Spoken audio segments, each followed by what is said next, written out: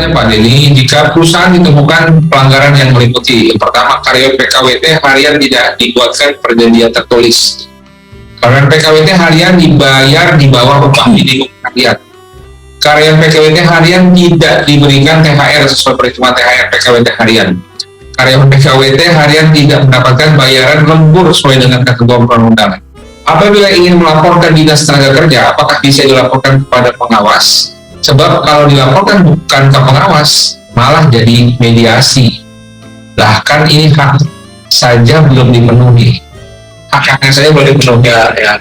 Ini real ini nih kayaknya ini kasus nyata. Kasus nyatanya sih juga cukup banyak terjadi di lapangan. Maka kejadian yang pertama, karyawan PKWT harian tidak dibuatkan perjanjian tertulis. Bapak Ibu, salah satu syarat PKWT adalah tertulis. Ya. Jadi kalau PKWT dibuat tidak tertulis, berarti melanggar ketentuan hukum PKWT. Di mana konsekuensi hukumnya PKWT yang tidak tertulis demi hukum akan berubah menjadi PKWT yang terpermanen. Sehingga dalam konteks kasus PKWT harian tidak dibuatkan perjanjian tertulis, sejatinya si karyawan tersebut demi hukum seharusnya sudah menjadi karyawan permanen. Ya, itu hal pertama. Jadi berhati-hati di sini. Wah, harian juga harus pakai perjanjian ya, tertulis. Itu perintah undang. Oh gila, perjanjian kerja saya itu perusahaan saya itu ada 20 lembar untuk satu orang. Itu baru satu rangkap. Kalau 2 rangkap satu perusahaan satu kali, berarti kan 40 lembar. Ya. Itu belum lampirannya. Lampirannya akta integritas lah, akta apalagi, akta segala macam, pernyataan dan sebagainya. Total satu rangkap bisa 30 lembar. Berarti kalau 2 rangkap, berarti 60 lembar. Nah kalau ini perjanjian kerjanya harian, dibuat satu hari harus ngeprint 60 lembar, kan pemborosan buat perusahaan dan segala macam. Ya.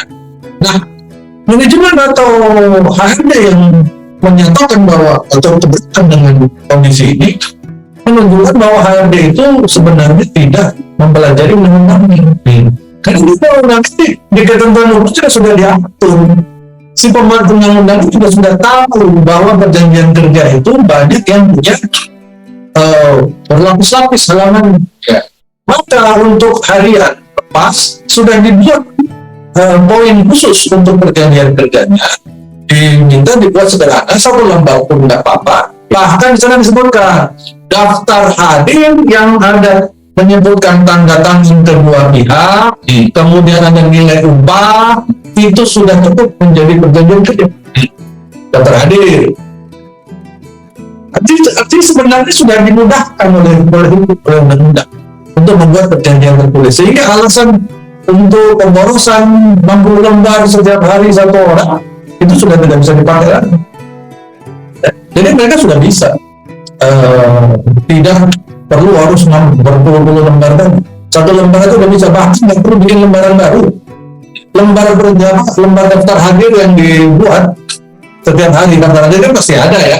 Daftar hadir kan pasti ada karyawan harian. Daftar hadir itu sepanjang situ ada tanda tangan kedua pihak, ada tanggalnya, kemudian pekerjaannya, kemudian ada nilai upahnya, harian berapa, maka di situ sudah cukup dianggap sebagai perjanjian kerja. Ya, itu kalau HR-nya nggak belajar, tadi Pak Ami bilang, nggak terlalu berbudi sama ketentuan perundangan, ketentuan hukumnya, ya kayak gitu akhirnya. Akhirnya terus merasa keberatan dan sebagainya, kan sudah memudahkan. Ya. Baik, itu kemudian di bawahnya itu sudah jelas salah. THR itu tidak diberikan seperti THR yang menurut ketentuan undang-undang juga salah. Tidak mendapat bayaran lembur sesuai dengan apalagi. Jadi mengenai pelaporannya, apakah boleh ke pengawas? Boleh.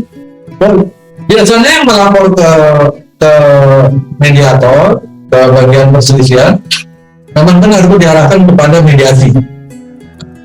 Cuman ada beberapa kasus, biasanya pihak karyawan ini karena dia masih bekerja, dia agak takut nih. Kalau saya lapor secara terbuka ke bagian perselisihan hubungan industrial, kemudian masuk ke mediasi, maka perusahaan akan tahu siapa yang melaporkan. Dan ada kecenderungan oknum perusahaan akhirnya menjadi sentimen kepada si karyawan tersebut, apakah akan diakhiri kontraknya, dicari-cari kesalahannya, supaya dia keluar. Ya.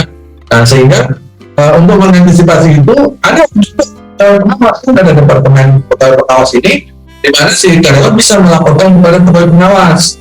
Nah, saran saya kalau kasusnya seperti harian seperti ini, biasanya bukan kasus satu orang, ya. Ini kan kasusnya kolektif biasanya. Ini bukan kekeliruan satu orang karyawan harian, tapi ini biasanya seluruh karyawan harian yang ada di perusahaan itu diperlakukan seperti ini. Nggak dibuat perjanjian tertulis, dibayar di bawah upah minimum, dan sebagainya.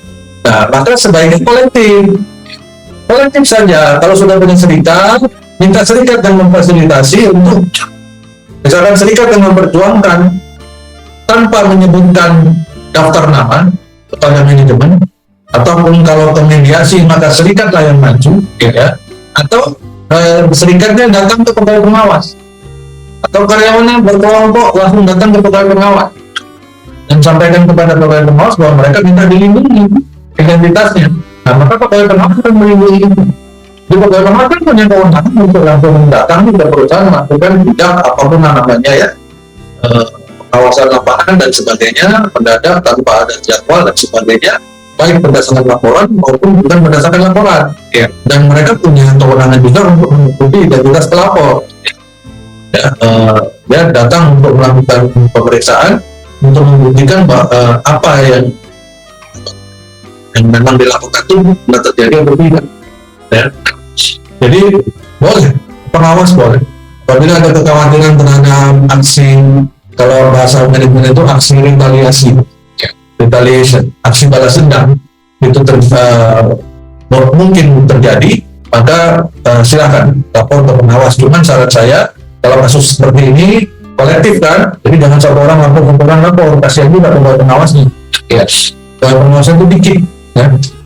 Jadi sebaiknya kolektif melalui serikat atau kolektif yang lain, akan pakai kuasa hukum, atau kolektif aja udah langsung. Misalkan 20 orang terus membuat surat kuasa mewakilkan pada 5 orang di antara 20 orang tadi untuk melaporkan kepada pengawas, misalkan dengan menyiapkan bukti.